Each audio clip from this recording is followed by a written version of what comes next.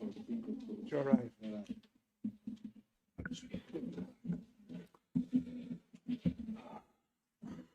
Hello, good afternoon. My name is Charalambos Tsardanidis. I'm the director of the East of International Economic Relations. And on behalf of the Federation of the European Unions for the Union of European Federations, I will welcome you for the speech of Jamar, who is a friend, and he is one of the most important persons who knows both Greece and the European Union.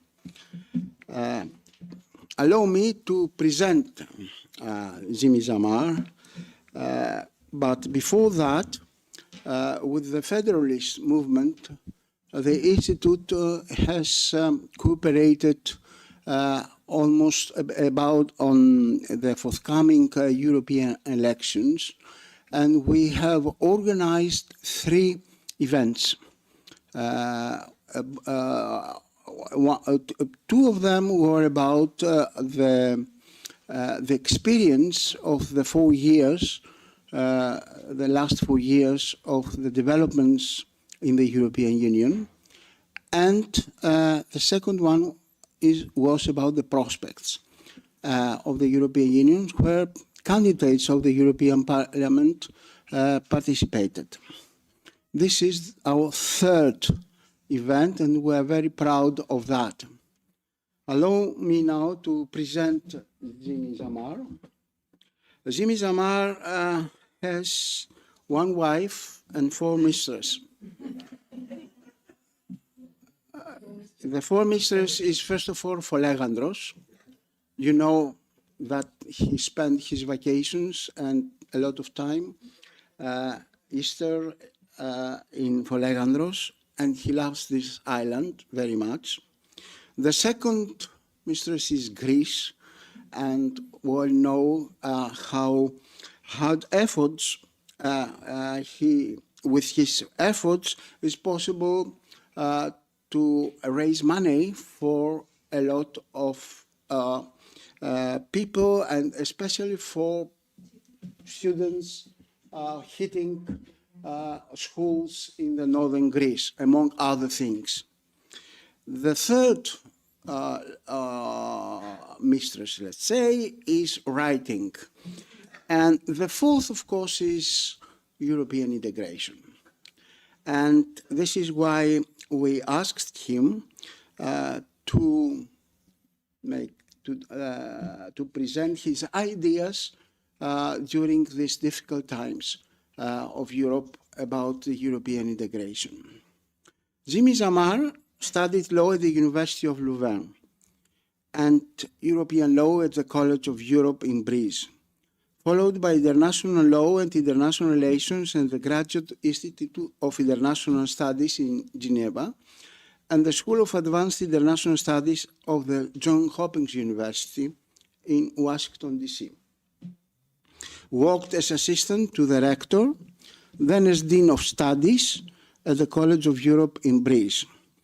He joined the European Commission in 1987, where he worked successively in the departments responsible for small and medium-sized enterprises, education, training and youth, research and innovation, employment and social affairs, communication, as well as the Commission's spokesman service. In 2011, he was appointed head of the European Commission's representation in the Netherlands, then in Belgium, until his retirement in 2019. Since 2019, he has been working on a voluntary basis for Europa Nostra, the leading organization in Europe dealing with cultural heritage. And he's a member of the Nostra Council and director of its office in Brussels. In 2024, he has been appointed as Nostra's executive vice president. Jimmy has written 7 books during the past years on European affairs and Jean Monnet. His book on Greece, letters to Byron, and 14 portraits of Philhellenes have been translated in Greece. I think that some of them you have written in Folegandros, if I am not wrong. Jimmy has also a long-standing relationship with Greece. In addition to his books, he founded in 2011 a non-profit organization entitled 12 Hours for Greece, which aims at collecting funds to help associations in Greece dealing with education, health, and the fight against poverty. He has been appointed for his actions by the President of the Hellenic Republic as Gold Cross Officer of the Order of Honor. And it is our honor to have you here at the Institute of International Economic Relations. Jimmy Jamar, the floor is yours for the next 45 to 50 minutes.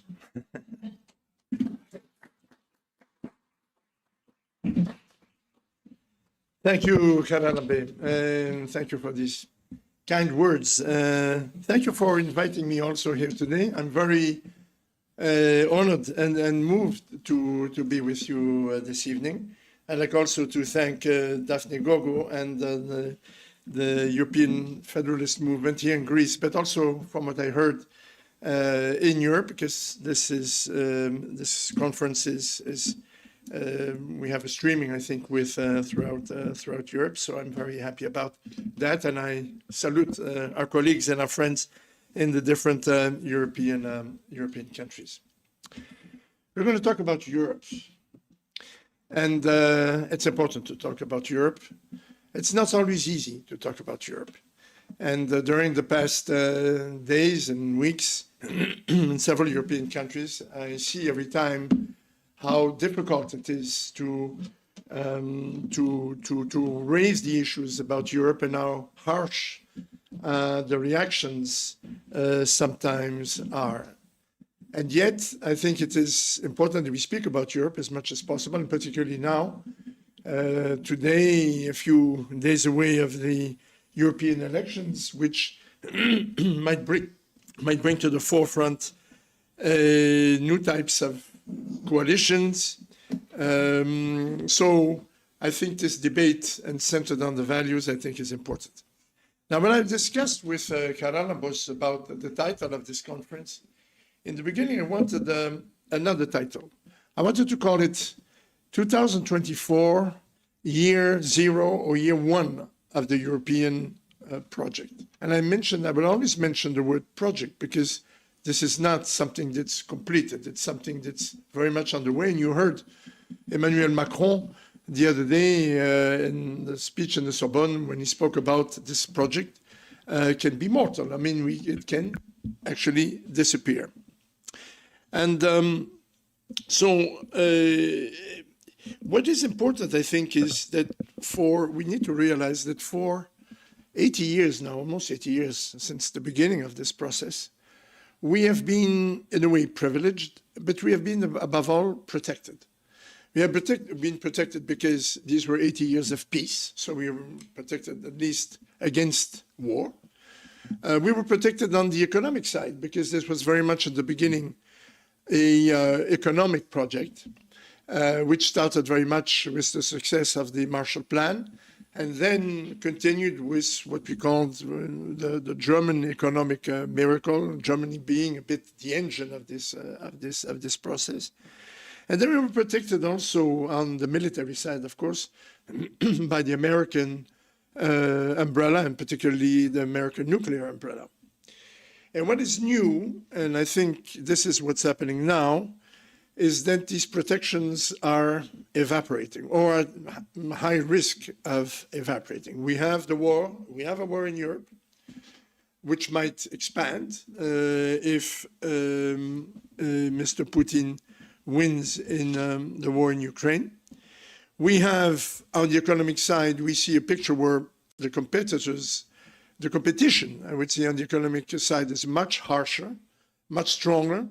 Economy is more and more used as a political weapon by a number of countries, and we'll talk about that.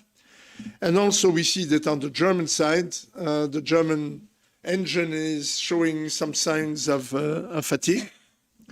And then we all know what might happen to us if a certain person becomes again president of the United States in the autumn. He was very blunt about that as well, about the future, let's say, of this cooperation, the future of NATO, and so on. So that's why I mentioned that we are, in a way, at the year one of this European process, because for the first time, we are alone. And for the first time, we need really to decide amongst ourselves what we want to do and where we want to go with this continent. And that is, I would say, the challenge that lies ahead of us. And we have a narrative to write. If we want to survive, let's say, in this changing world. And this narrative, we have to build it on the basis of the progress that we have made. We passed from the moment of economic communities to the moment of a European Union, and now we need a new step forward, whatever direction, whatever we call it, let's say. But we need to define a narrative that brings together a new range of issues, defense, of course. We need to be much stronger in narrowing and making our voice heard on the external side. It has to be quicker, it has to be more coordinated. I don't know if you read this morning an article in Politico, which was very critical about the lack of EU response in relation to what happened yesterday in Georgia, and saying, you know, we don't have the reaction yet, and so on. So this is something we have to deal with. This world is going quickly. We have to answer very quickly. And then we also, one of the issues that we also have to consider is what Macron calls the European industrial sovereignty. The COVID crisis showed very clearly that we are very dependent on a number of issues during the mask chaos in the beginning of the crisis. And this is something that's, that raises questions. Should we and can we recreate or repatriate real European industrial power? So these are some of the questions that you will have to consider in this narrative. And the question is, are we ambitious? Do we have the ambition to do that nowadays? And secondly, do we have the women and the men to design this, to write this narrative, and also to implement it and to carry it, above all, to the people? And I will come back to, I would say, the importance of the citizens afterwards. Now, we are entering a phase of the world which is much more unpredictable, much more potentially conflictual, and a world where a lot of people are feeling a feeling of fear. In fact, I would say that we have entered in the current months now what I would call the third phase of the post-war era. And the first phase, I remember that, lasted exactly 45 years, from 45 to 90. We had two superpowers.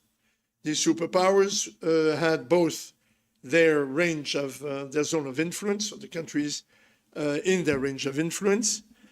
These two superpowers were competing on level, except one, which was direct military confrontation, because we know very well that at that moment, the nuclear weapons would get in one moment or another, and there was a risk of eradicating, I would say, or partially eradicating life. The consequences would have been dramatic. This is what we called the equilibrium of terror, or what we called also, in a nicer way, Pacific coexistence, peaceful coexistence. This was the moment of the time. And during the course, of course, a number of countries started to find this division not very comfortable, the movement of the non-aligned and so on. But the structure, at least, remained this confrontation between two superpowers. And then all of a sudden, one of these superpowers collapses. And you had this phase, and the beginning was very, I thought, always very imprudent words, saying that we assisted to, I would say, the eternal victory of one of the models, the Western, so-called Western liberal model. You remember the book by Francis Fukuyama, who called it The End of History. You never end history, and we are seeing it right now. So I think these type of wordings were rather imprudent. But this period was marked by two keywords. On the one hand, globalization, so globalization of the economy generally, and on the other hand, multilateralism. And multilateralism was a means to mitigate, or was a bit conceived, to mitigate the risks or the exaggerations of globalization. And you saw multilateralism in the form of various fora in the various areas. So in trade, it was the International Trade Organization. You had on the military side, the World Bank, the European Monetary Fund. On the political side, you had the United Nations, and particularly the Security Council, and also, I would say, the various regional fora where this world order was created and maintained. You had the G7, you had the G20, all of this relates, I would say, to this global picture. And then all of a sudden, what do we see? A few years ago, coincided more or less with the COVID, this model starts to disintegrate in turn. And what's interesting to see is that just as much as the first model collapsed in a few months, now we see that multilateralism in particular is collapsing all over the place. And in the place, we are finding ourselves with this world, which in a way resembles a bit the first post-war time with the appearance or the strengthening, not only appearance, but strengthening of a number of, I would say, very actors, superpowers, we could call them. Very strong change in rhetoric, much more offensive rhetoric, and we see it in all areas, including also, as I said, on the economic side, but we see it on the military field, we see it particularly also on the political side.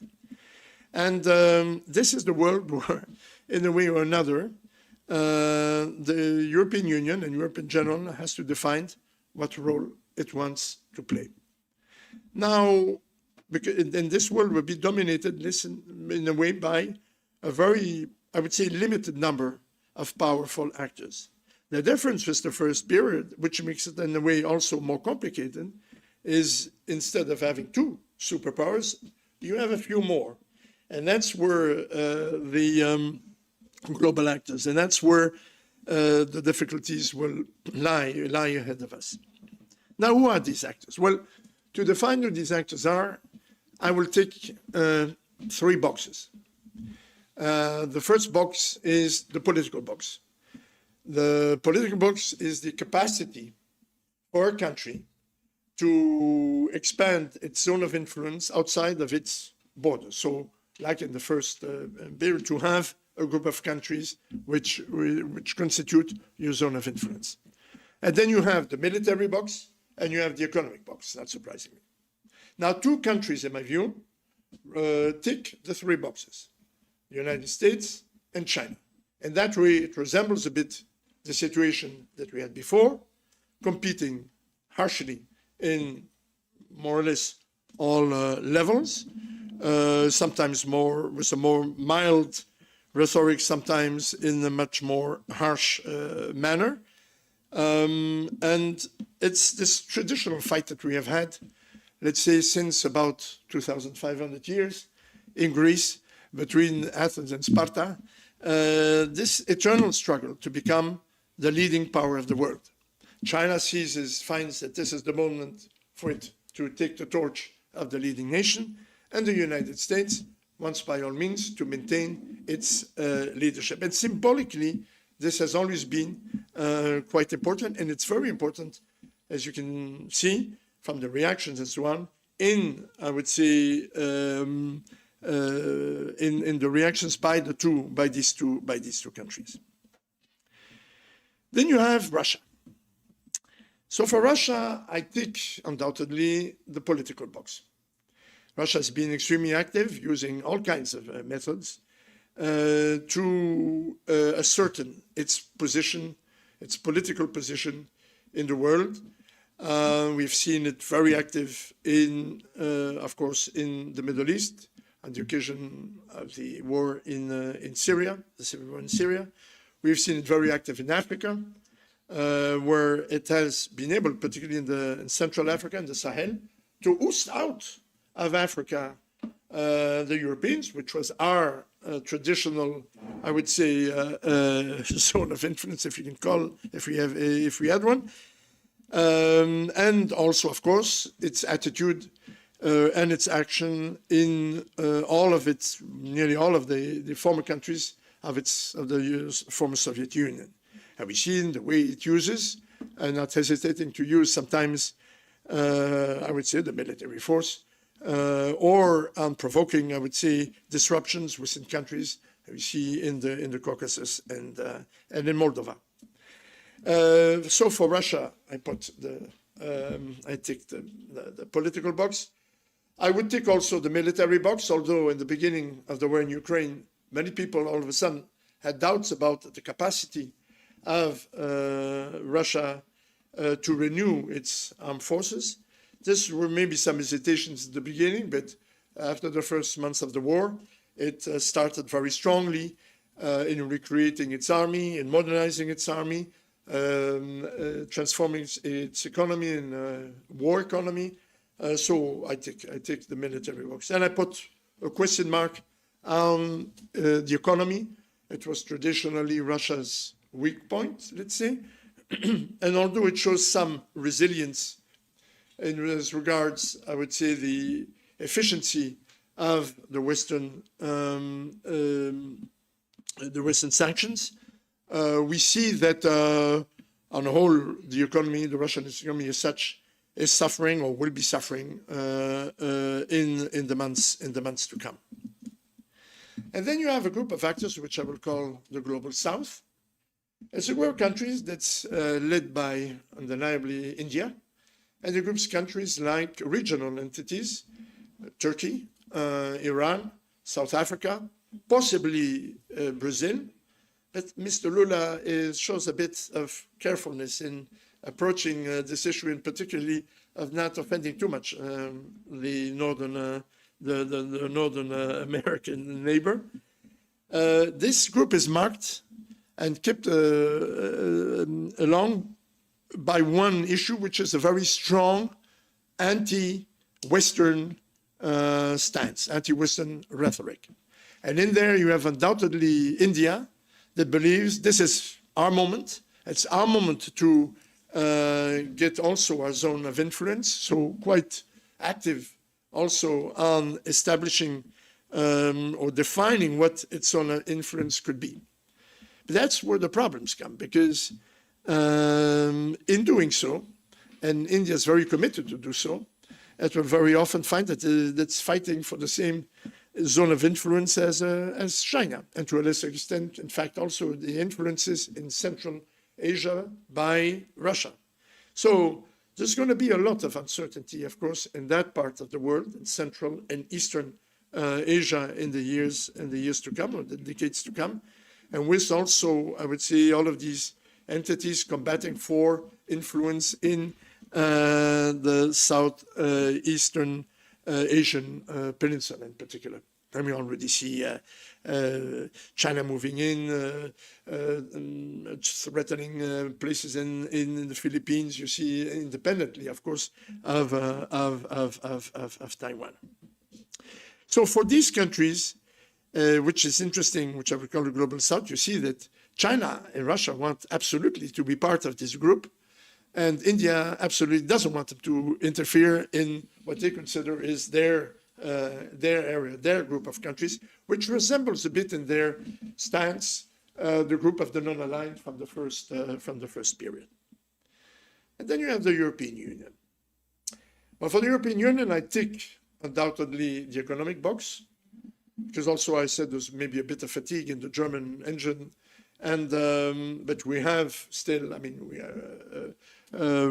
show quite a lot of resilience as far as the strength of our economy, particularly due to the strength of our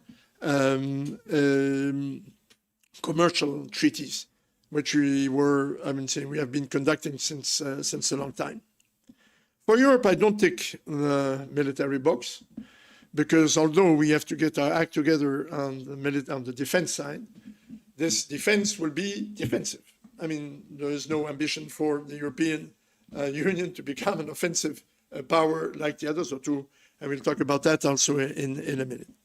And then the question mark, I put a question mark on the political box, and that's exactly what the scope and the ambition and the nature of this narrative that we have to write.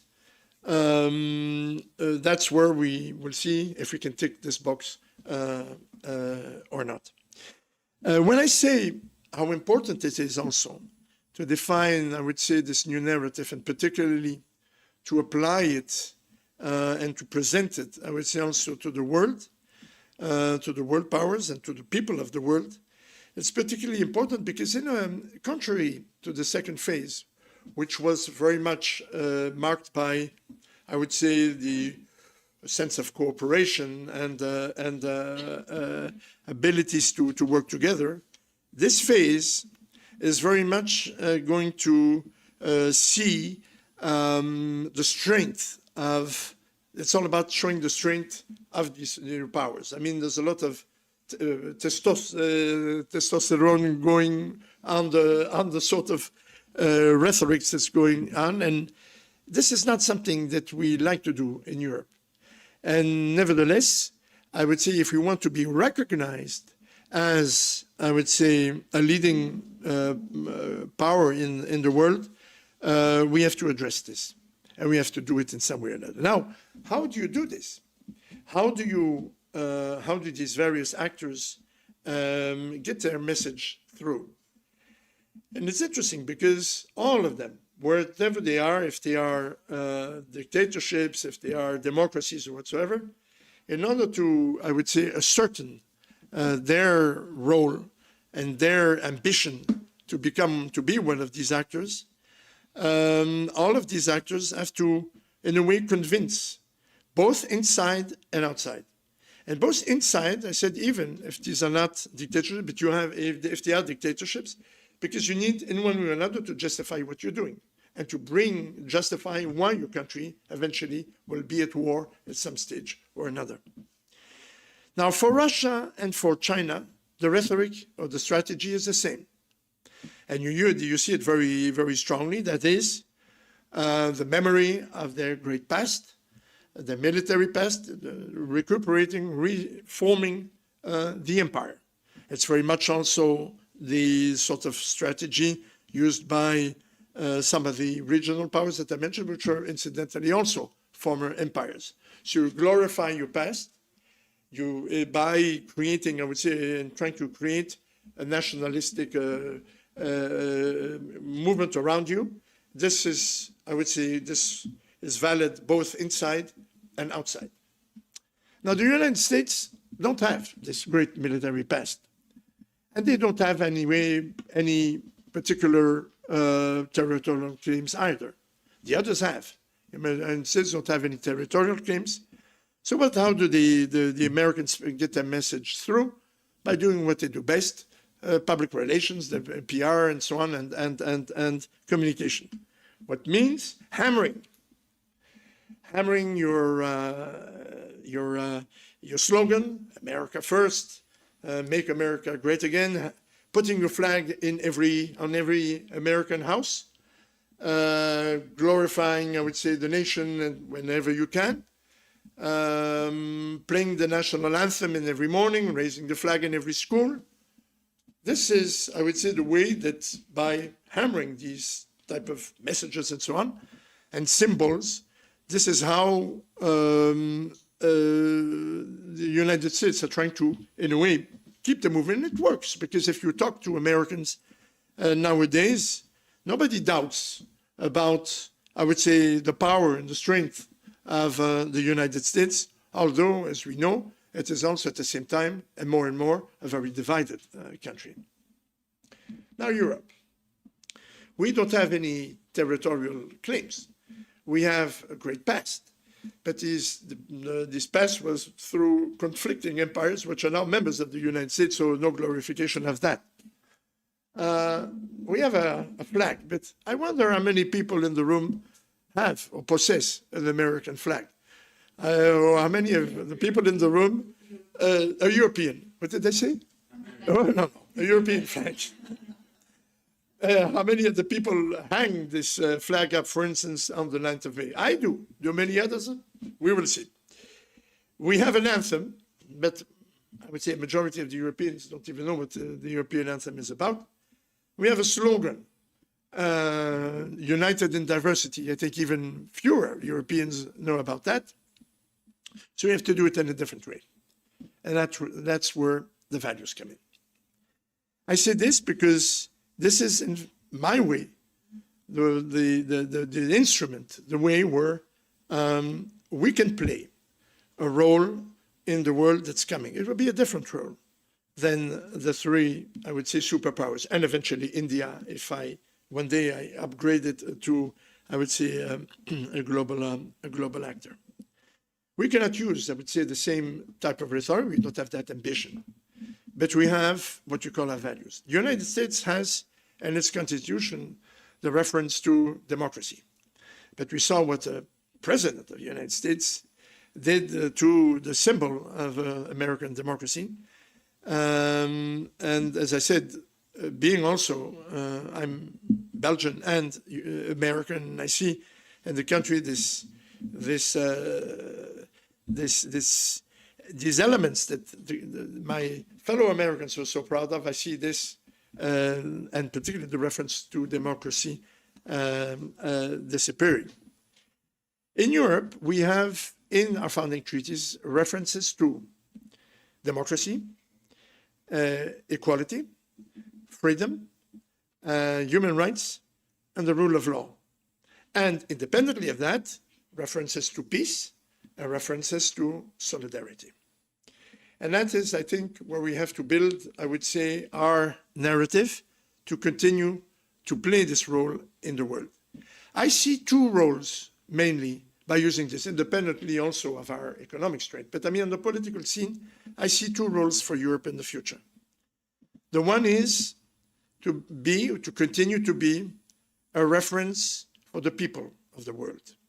Now, these values that I mentioned is something that represents, in a way, the legacy of Europeans to the world, starting with democracy 2,000 years ago in this very city. This is something we have fought for, and this is something we have tried to preserve, to nurture throughout the centuries, and this constitutes what we could call, that's the portfolio of Margaritis Schiras in the current commission. This represents our European model. Now, I said that it's going to be difficult. It would be very difficult to use this model for the moment in trying to keep up, I would say, relations with a lot of countries in the world, because we have done it sometimes also in a way that was perceived as arrogance or something particularly in Africa. And believe me, of course, the Russians and to a lesser extent the Chinese found exactly the way to countervene, I would say, our presence by precisely pointing to the fact that we were giving lessons to our former colonies and this type of thing.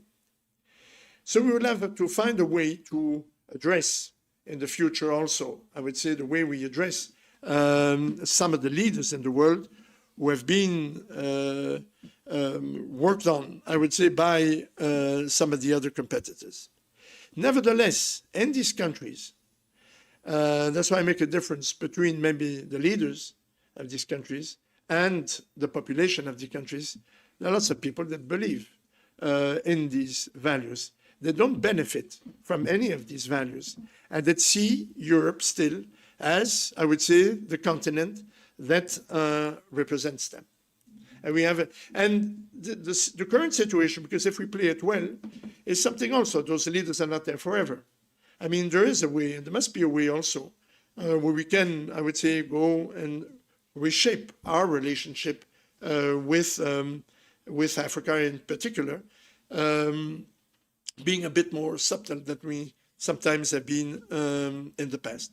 But this notion of Europe as, I would say, still the bastion of these values is something that's very important. And the second role, that's in a way linked to that, I think we can be, if we believe in ourselves and if we get organized, I would say the honest broker in the world to come, meaning the diplomats of the world to come, the mitigators of conflict, the one that can put people together and prevent conflicts and prevent wars.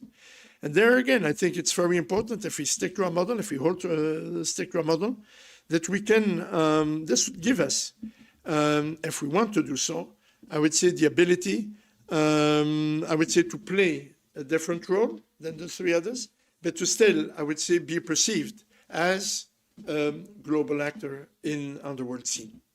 And I would say with positive, these positive values that I mentioned. Now, in order to do so, and I will end by that, we in Europe need to do two things. On the one hand, we need to stay together. And on the other hand, we need to get the people back. I just want to explain that and then to end. Remain together. A lot of people seem, when you talk to them, very pessimistic about the ability of the countries of the European Union to cooperate. I don't think this is entirely true. I think, I mean, we have our differences and so on. But we showed on 3 occasions, on the occasion of 3 crises in the last 5 years, that when you want to do things together, we can get our act together. The first was climate change and the environmental crisis. And we were able to come up, quite unexpectedly, frankly, with, I would say, the most ambitious plan to date regarding how to tackle the effects of climate change. Of course, this plan, the European Green Deal, has been adapted and so on, because we have also conflicting interests in our own countries. But this will was there, and I think we have to continue to support it, because this is a way also for Europe to show to the other countries in the world that we care about a global issue. The second moment was COVID. We moved from environment to health. During the COVID, 2 things happened. The first was, and that was totally unexpected, after the chaos of the mask episode, which was total chaos, the member states, by their own decision, decided to charge the European Commission to draft a plan for the vaccines, not only to draft a plan, but to implement the plan, and also to go and negotiate for this with the pharmaceutical firms, which is something that the Commission had done, because health is not really one of the issues that come into, I would say, the global competences of the Union. And then there was another thing that happened at that moment.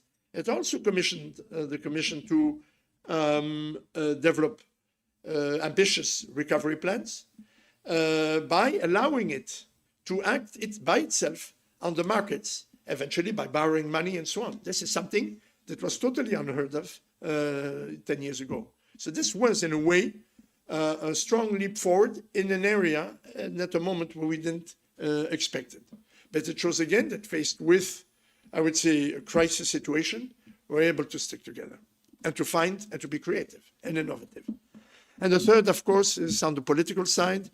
At the moment of the war in Ukraine, where not only, and this was something I think that Putin totally found unexpected, there was a total surprise for him, that not only the European Union stick together, but remained, I mean, the situation remains globally until now.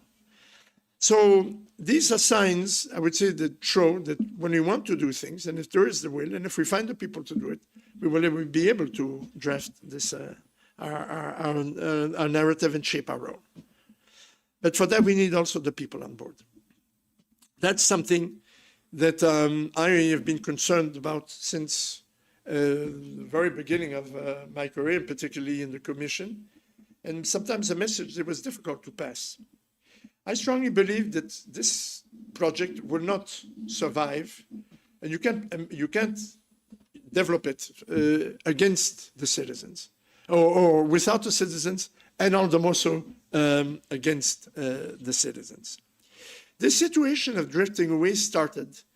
I was looking when I wrote this book about letters to Jean Monnet, and to why this happened. And I think that in the heads of the founding fathers in the beginning, communicating with the citizens was not necessary, in the sense that their focus was essentially on the economic scene. The economy was doing well. It was the period of Les 30 Glorieuses in France, so these 30 years of, and so, I mean, I think there was really a perception that, you know, we didn't have to approach significantly the people. The situation started to change when the first economic crisis came in the year 70 was the oil crisis, when people drifting away, and we clearly had, and for me it was one of the strongest failures that we had, and not addressing this issue and not anticipating this issue, that we will need the citizens to, in one way or another, to implement and to develop this project. And there was, of course, a second factor, which is, and was very much in the fault of the member states, which took the habit of, since 20 years, of blaming Europe, as they say, for every single thing that went wrong in their own country. It's very easy to do so because the European Union, the Commission, was not answering to that. But doing that, hammering that ad nauseam for 20 years, then you don't have to be surprised that now, for instance, this particular moment, when you question the people, and they say, you know, 20 or 25% of the people say that they support the union, as I read last week in France. It's not surprising that you see also the return of the populist and the extreme parties. We are paying now for the mistakes that the member states sort of structured and organized, because this was happening all the time at all levels of power, and this was very worrying. To recuperate the citizens, we have to find new ways and introduce, I would say, a form of hope and a form of, I would say, dream. Jacques Delors had a very interesting formula, because he said you can't fall in love with a market, an economic market or a market space. He was very right.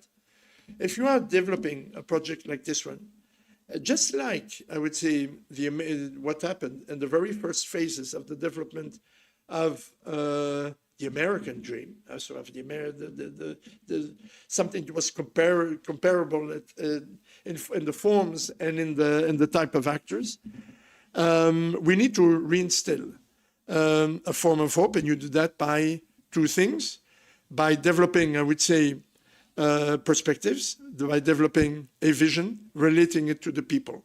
And secondly, you have to bring the people together by developing the possibilities for them to know what Europe is about.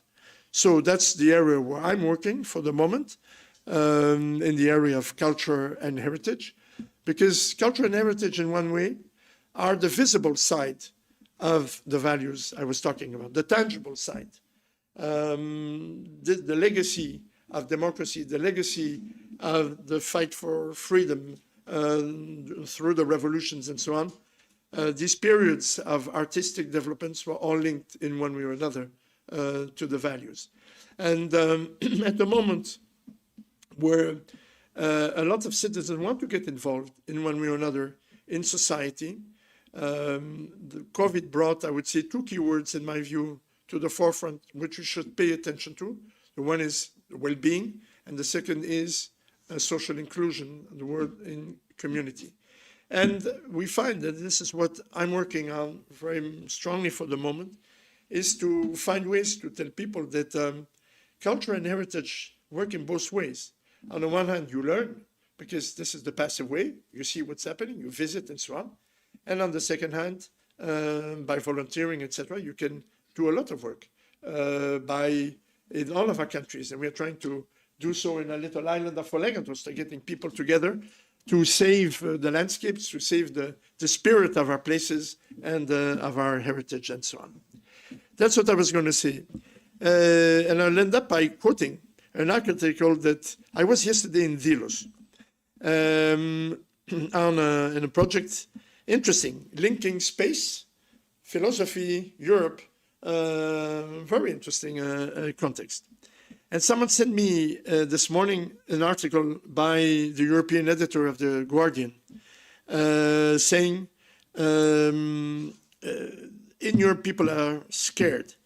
And scared about this, scared about the future, scared about Russia, scared about Trump, scared about this and that.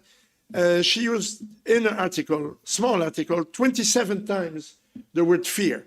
But she didn't propose the slightest solution to overcome the fear. So I thought that the article was a bit short, as she would need a second part. And yet, at the same time, during the conference yesterday, at the end, somebody got up and said, it is time to transform the narrative of fear, so by coincidence, you used the word, into a narrative of hope. And I think this is what we are lacking the most in Europe for the moment. We do not believe enough in ourselves, and we do not believe enough in what we are doing. And this is something we will have to address itself. I will just give you one example in relation to show also that sometimes we are stronger than we think. Just one thing that we seem to say is that we have declining population in Europe, but yet, I don't know how many people know that we represent in the Union, if we had maybe either the UK, which in a way will, I think, move in when we try to move a bit back, and or if you bring in the potential candidate countries in the Western Balkans and so on, we represent in terms of population the United States and Russia combined. This is about 500, almost 500 million people. So we represent half of a billion people. And I think this is also, in one way, one of the reasons that we sometimes should believe. So I count on you on also believing a bit more and spreading this word that we can, on some points, be proud also of what we are and what we can do together. Thank you.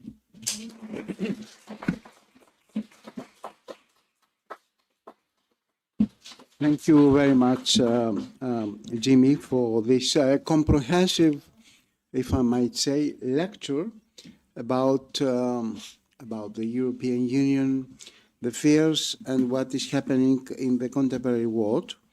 You described, I think, with details of what is happening today in the world, the collapse of the Soviet Union, and what we have the emergence of the global South, and of course of China, and the competition between the United States and China. So this was your first part of your speech, was, I think, a detailed analysis of what is going on. Your second part was about the European Union and how fits in all these changes which are happening now, what will be the role of the European Union. You gave emphasis of, first of all, of the ability of the European Union, that the experience of the last years was not so negative. So on that point was, you argue that we are not unable to deal with crisis, first of all. I think this is a first outcome of your speech. And the other thing is that also I think you pay attention about the cultural heritage. In other words, the values of the European Union, which still exist. And I think this is a matter which we could discuss, how Europe could overcome this crisis by having these principles, which of course is global principles, if I might say so.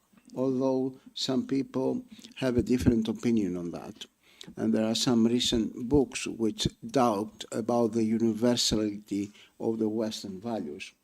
On the other hand, you pay attention to the participation of the people, and you think that having the people aboard is a sine qua non in order Europe achieves something. And your last point, I think, was about how we could overcome fear. And that's true that in Europe, but also, not also in Europe, but also in the United States and in other parts of the world, there are many fears: economic, political, military, climate change. All these are fears which make the people sometimes be passive.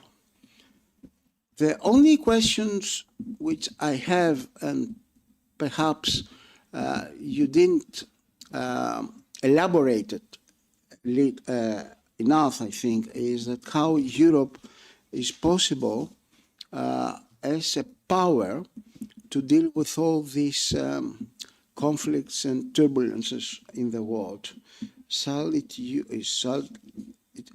Should its efforts concentrate on becoming a superpower again? And in other words, a power which will have military might in the context of realpolitik, should sacrifice sometimes its principles in order to achieve stability, especially in its neighborhoods. For example, it is better to have in Egypt a dictatorship rather than to promote civil rights and protection of its citizens in Egypt, or we should follow a realpolitik. And third, but not last, you know about the discussion which is going on about changing the decision-making and the institution, and of reforming the treaty. Especially in the field of foreign policy, there are many people, but of course the Federalists are in favor of that, about getting rid of veto in foreign policy issues. Others have a different opinion. I think this is very hot matters of which we could discuss, if you like, later on. But I think your analysis was, on the other hand, very realistic, and you described the crisis which exists very accurate. So I would like to open the floor now, except if you want to respond to these points, or maybe I will let you later on. Is somebody who could make a comment or even a question? Can I maybe answer just some of the points you you like just mentioned, yes, before, and then we will open up, because I think it's important. Why not? There is the issue of the issue of, do we want to be a superpower? No, I don't think we have that type of ambition, because superpower means also, I would say, and particularly on the military side, etc., to be able to run offensive campaigns and this type of thing. Our ambition, I think, is to be a global actor, which does not necessarily mean to become a superpower in the sense that we usually use this word. Should we? And then you mentioned also the principles. Should we sacrifice our principles? I think we have to be strong on our principles, outside and also inside. And sometimes we have to be very strong and maybe stronger also inside about these principles. If we want to pretend that we have a model, we have to start by applying this model inside, and we have to be very careful about that. Now, we are not entirely naive. I mean, we have an external policy. We have some excellent diplomats who do that, and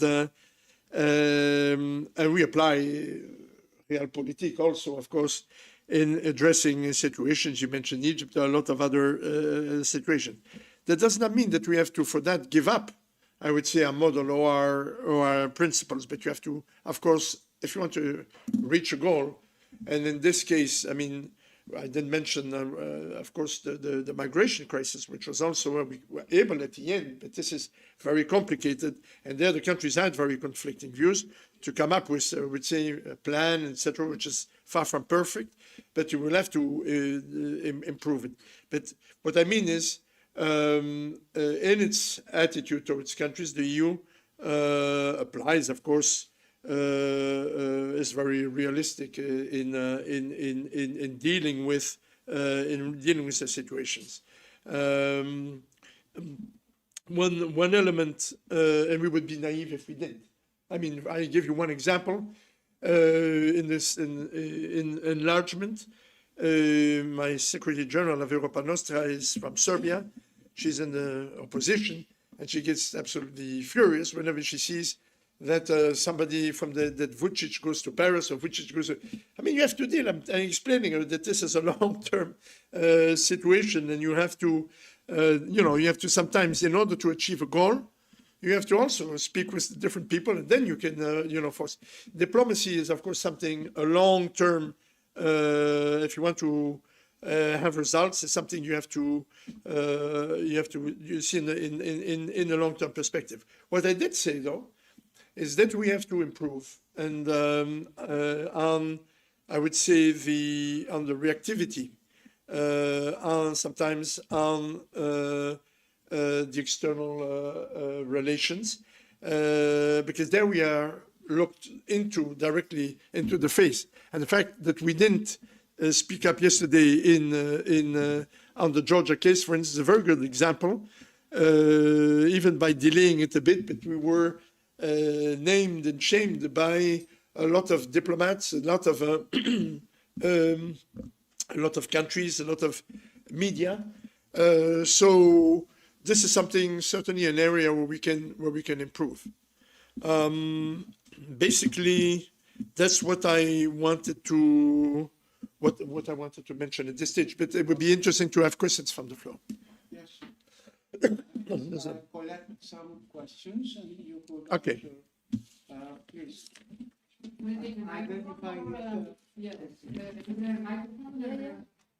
There's a microphone. I'm coming. Right, thank you.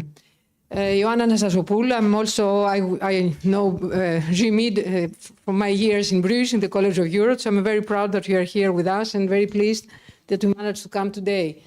Of course, we all believe in the European values, and of course it's very important. That's what we learned always, and we believe in our values. That's the main point. I think everybody will agree that yes, values are important for Europe, and Europe is the only, let's say, continent that really believes in values, and we want these values, and we want to excel according to our values.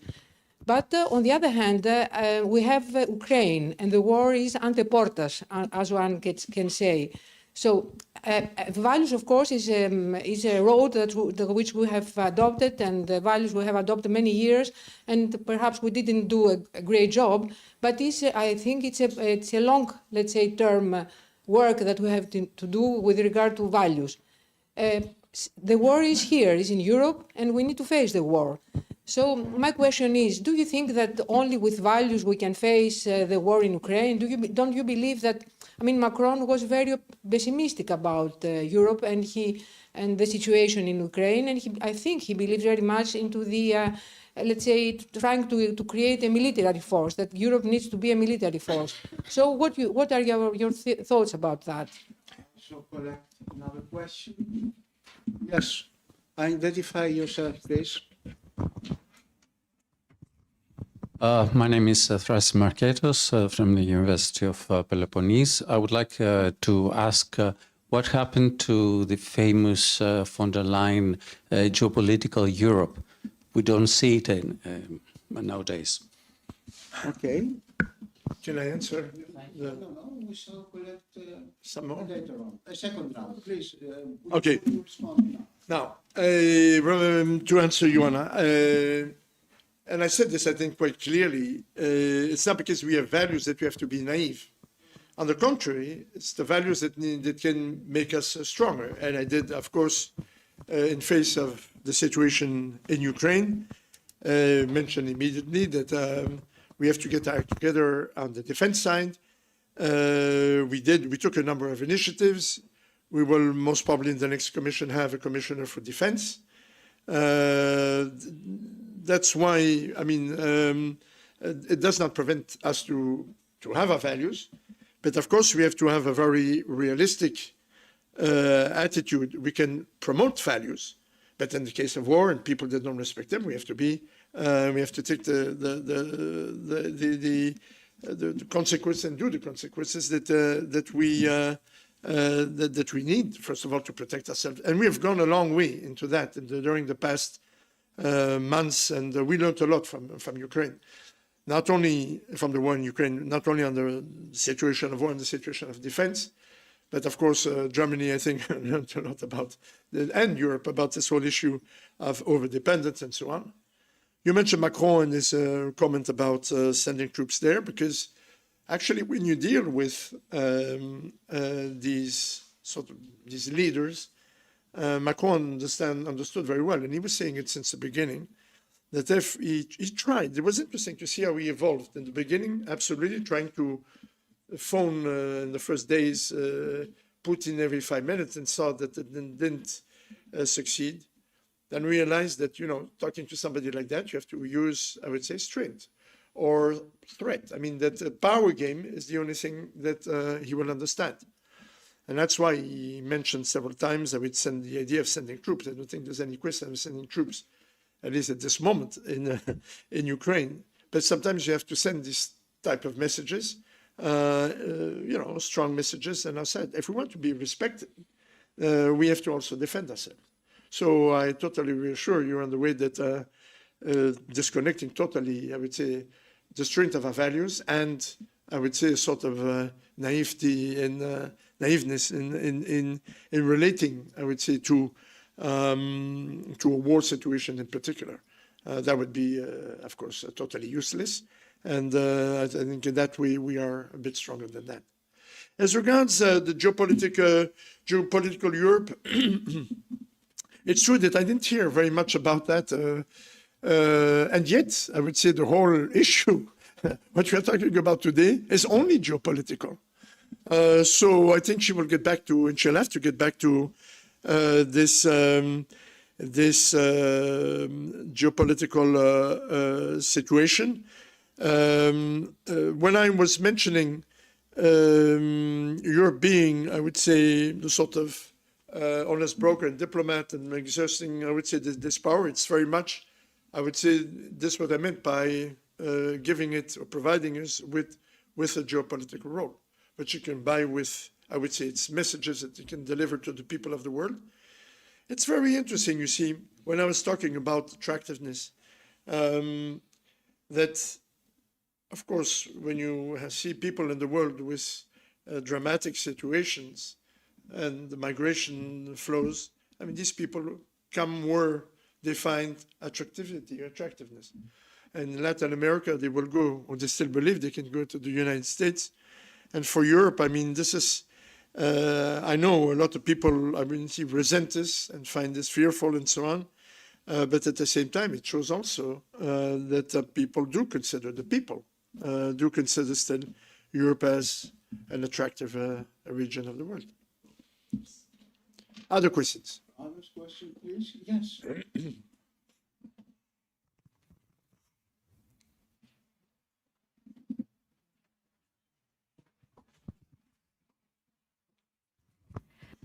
So I would like first to thank you very much, Jimmy, for this inspired and positive speech. This is really something that gave us fresh air a few weeks before the next election.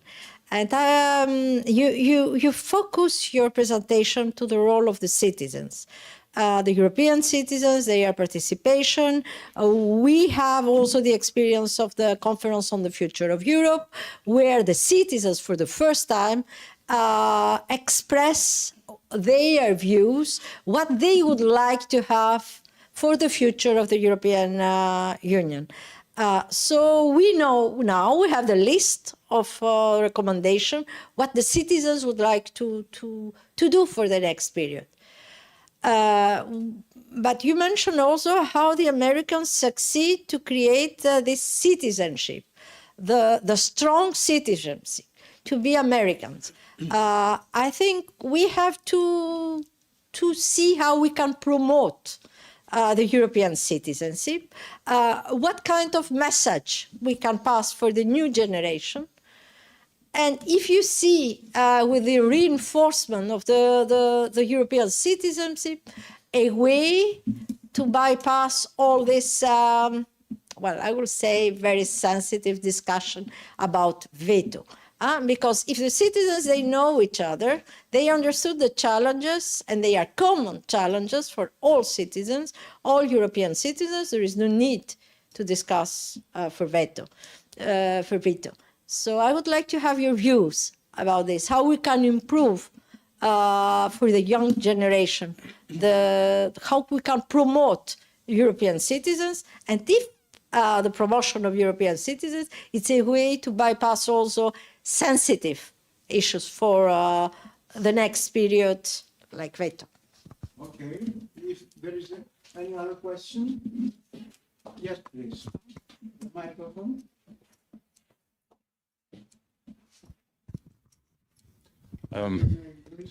I'm Spiridon Kougas. I'm a member of UEF Greece, and of course it's an honor for me to be together here. Also, I'm a member of cultural heritage sector, running and participating in a European consortium about the European heritage and a non-profit organization, Brand New. So I would like just to share at the same time to ask you,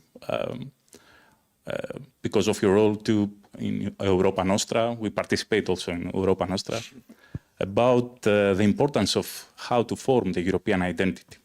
Because through our experience from the cultural heritage sector, the last year we have a positive movement, especially from European youth, with an interest about how to involve and engage in a new European citizenship around the protection of common heritage, but we do not have the tools, we do not have the necessary institutional support from the European cultural mechanisms in order to promote and forward projects that directly speaking about the common European identity and are not assumed of different national narratives.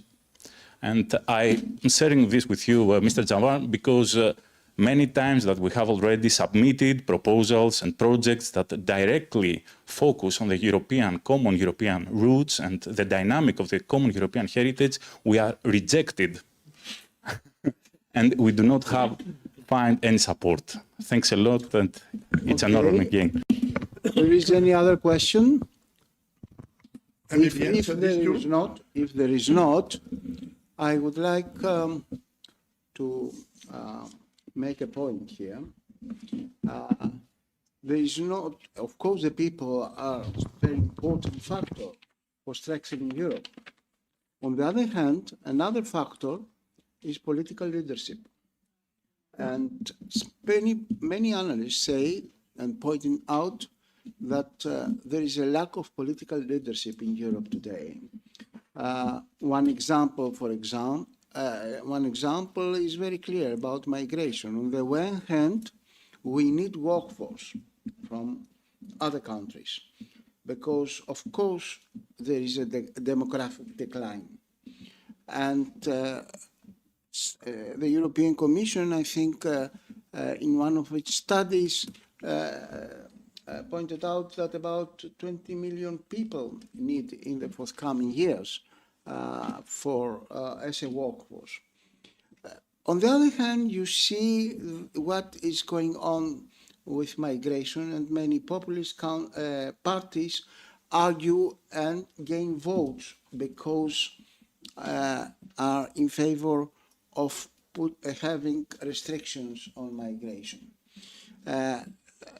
And the political leaders, you see, have not a clear-cut policy on this issue, I think. And if you like, and about the reform of the institutions and the revision of the treaty, if you like to comment on that. Okay, And I we will shall take conclude. the three questions.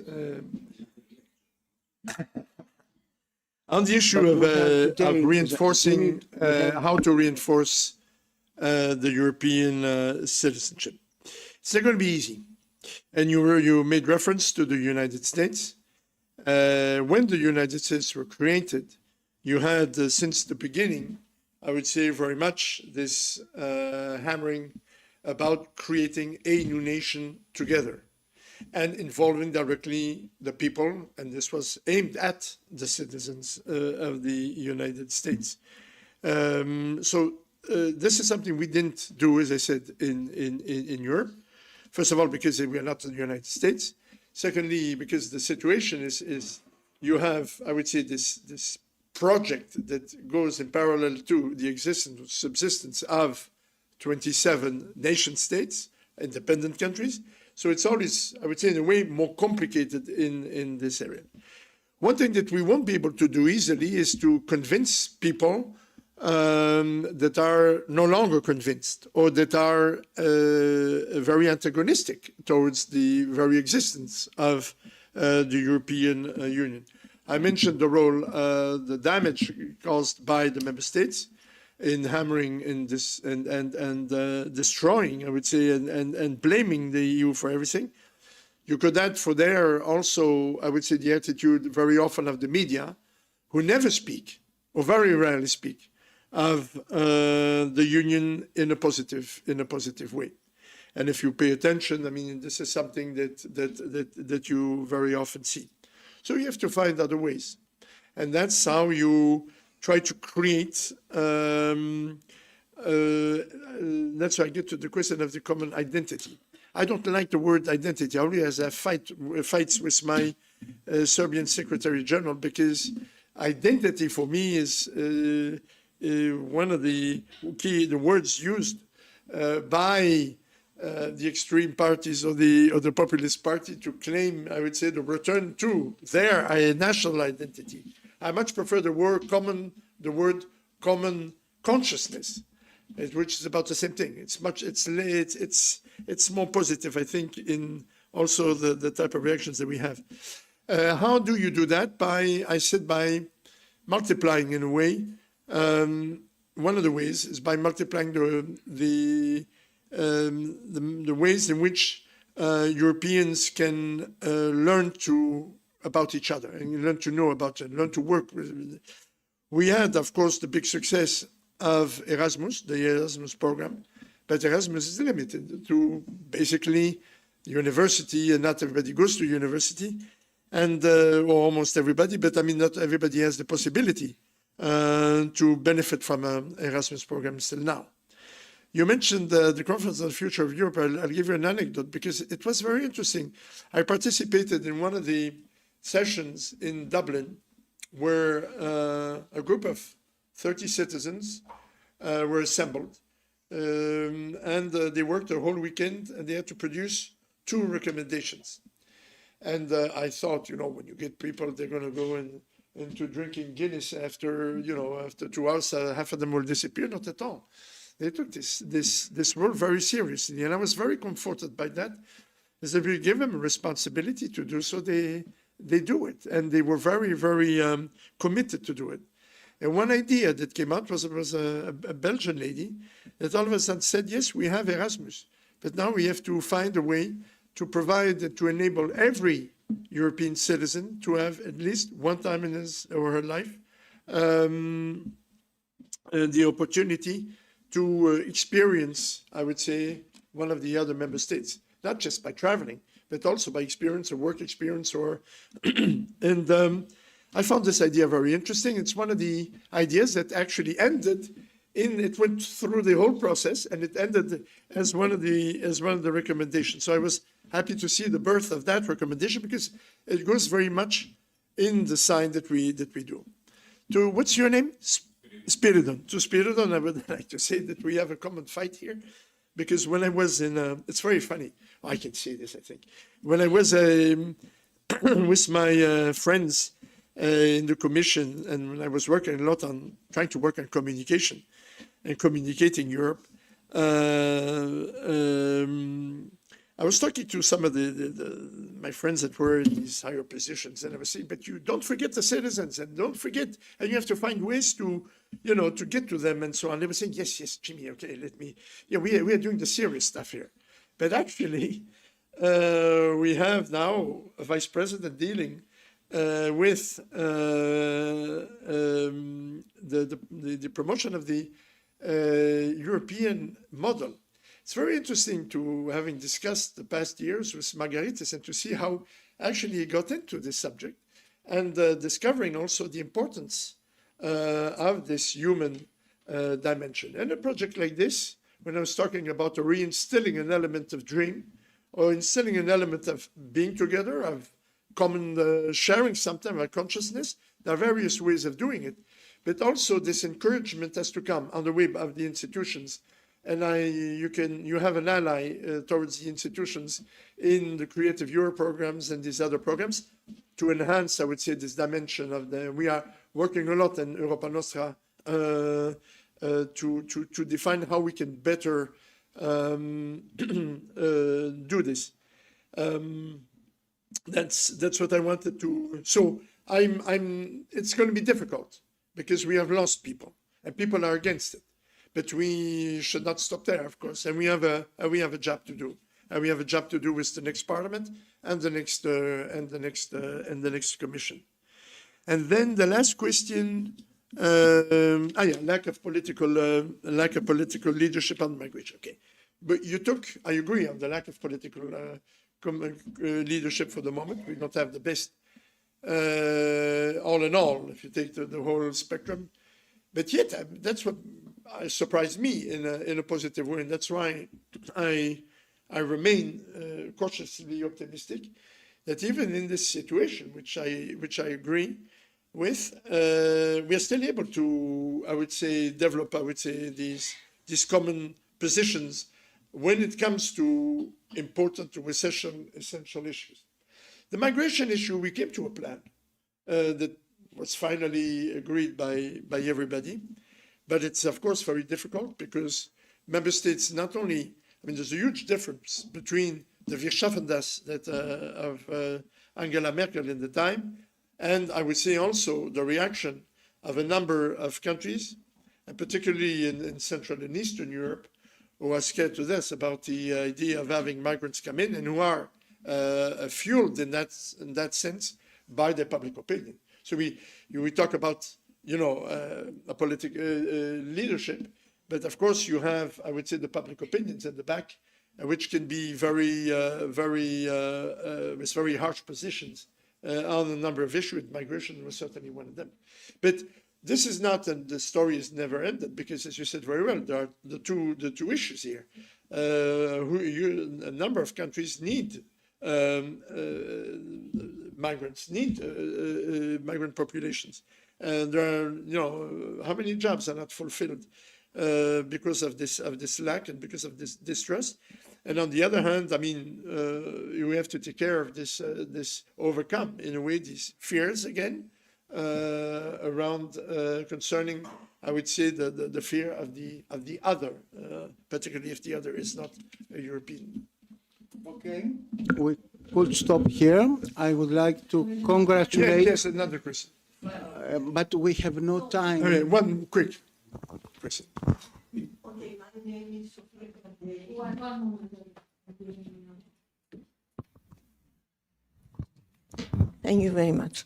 My name is Sofia Gardelli, and unfortunately English is my fourth language, but I will try as you want to speak English. The three others must be perfect. Your English No. Okay, it's not a question, it's an opinion. Because finally, to to create this common, as you said, consciousness, we must meet the others. And to meet the others, we must study and work together. So we could, in Greece or in Belgium that happens sometimes because you have 2 languages, etc., or even 3. But in Greece, we would create a kind of European schools. I don't speak for the European schools we have in Brussels and Luxembourg with 5 sections, etc. But the European school in Bergen, let's say, work with 2.5 sections. In fact, they work with Dutch, English, and some French. Which is a question, please? Yes. You don't want my not question. put a question. This is a point. Is it possible to make the question? But please? I think that what we are looking here, it's also for proposal. It's to find solutions, no? Okay, anyway. You're right. Okay, anyway, what I mean is, if we could, in the Greek schools or the schools of other countries, introduce teachers from other language, not Greek who speak English, we introduce also the culture. And this is possible because there are possibilities. We are smaller than United States and Russia, but our culture influences the others. I worked for 1 year in China because they wanted to create European schools in China. And of course, I worked for the European schools in Brussels, etc. This is a way to go on, because it's not only Erasmus. Your point is very clear. Is But Socrates. Excuse me. Your point is very clear. Okay, I let you ask questions, and you started to make a speech. No, but... So, please, if you like to respond very briefly. No. I like your comment, and this is a way, of course. If you touch on education, you're going to, you have to have the agreement administer. We're talking a bit of opportunities here, which can be perfectly. I mean, when you're talking about bringing people together and starting, with the young people and starting in schools, and changing and bringing the spirit of this common consciousness and so on. That's where it has to start. So. There are different ways to do it. I don't know if creating a so-called European schools or bringing in the teachers, that depends also something for I would say that we can bring up one day to the ministers of education and this kind of thing. The whole idea is to have Europeans learn from each other. And this is what your proposal is a very interesting proposal. I know that Spiridon is trying to make, and we will try to help him in pushing it. I just want to maybe make a final little comment. I think they're going to be, this is one thing that you said, that we are on the values, that we are looking into, we are attached to our values. Ioana said, we are attached to the values, but maybe not all the other countries are. And I believe that one of the big debates in the next decade, outside of the geopolitical side, will be on democracy. Is democracy still going to be a key issue in Europe and in the world? In Europe, probably yes, but also in the world. And part of the attractiveness, if we are strong on our attractiveness and our model, for, I would say, not only the people, but in this case, I mean the countries of the world, will be our ability to stick to the basic of these principles, which is democracy. And it's true that in a lot of countries, people are living in a system where they abide to, China being an example, they abide to the existing. But when people, claim that we don't have freedom to sort of speech and then they can this and that, I mean, in which continent where do people want to live, actually? In which country do we people want to live? And that's also something that we must ask ourselves. So democracy is going to be one of the issues, I would say, that's going to come up very strongly. And the other issue that's more internally, which will be on the agenda, we don't talk about that, will be, of course, enlargement. That will be for the European. And we can see signs where van der Leyen will be pushing, I would say, very strongly, through the influence also, because of the influence of these outside countries, to press, I would say, enlargement as quickly as possible, at least for the Western Balkans. I would like at this moment to thank Jimmy Jamar for accepting our invitation, and we are very happy that we have here and we discuss all these interesting things few weeks before the European Parliament elections. Go and vote. Okay. Thank you very much, all of you.